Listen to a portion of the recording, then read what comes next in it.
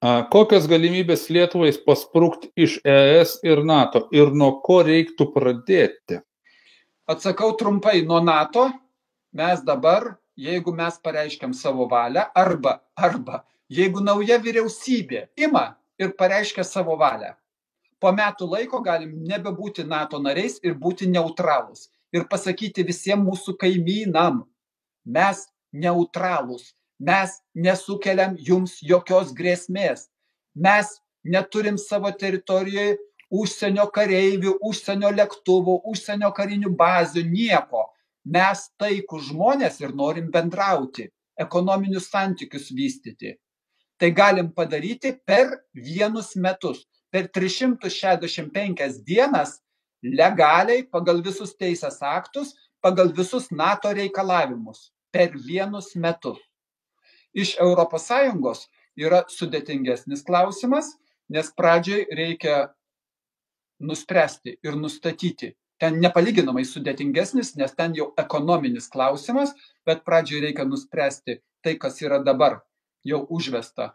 Ar mes esam teisėtai įstoję ar ne, ar teisėtai atsisakę Lietuvos nepriklausomybės. Atsakymas mano elementarus ir juridinis vienintelis – neteisėtai.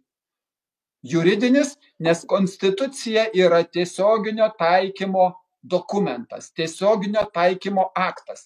Mes Lietuvos žmonės priėmėm konstituciją, perskaitę galėjom ją būti, vieni atidžiau, kiti ne taip ir viską suvokia. Ir ten yra parašyta, kaip galima atsisakyti savo nepriklausomybės. Ir valdžia neįvykdė tų nurodymų.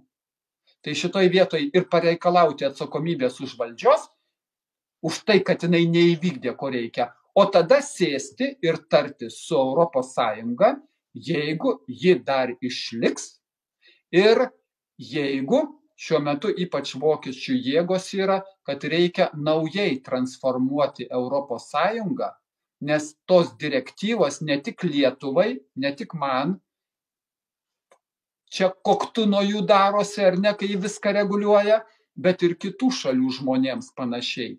Tai šitoj vietoj reikia diskutuoti, pareiškus savo juridinį įvertinimą apie mūsų Lietuvos įstojimą ir apie tai, kad pritrūko 17% balsų, kad teisėtai būtumėm įstoję. Tai tada tarėmės su ES draugiškai. ES irgi mūsų atveju, sakykime, nusiteikim pozityviai. Draugiškai tarėmės kartu, kaip išspręsti šitą problemą. Kartu išspręskime. Mes negalim vieni Lietuva atskirai pasakyti. Kartu su ES. Ir aš manau, kad rezultatai gali būti geri.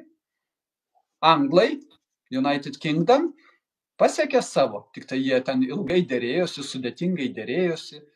Aš manau, mes tokia nedidelė šalis, nes jiems problemų nesukelsime tiek daug, susidėrėsime, jeigu taip nuspręsime.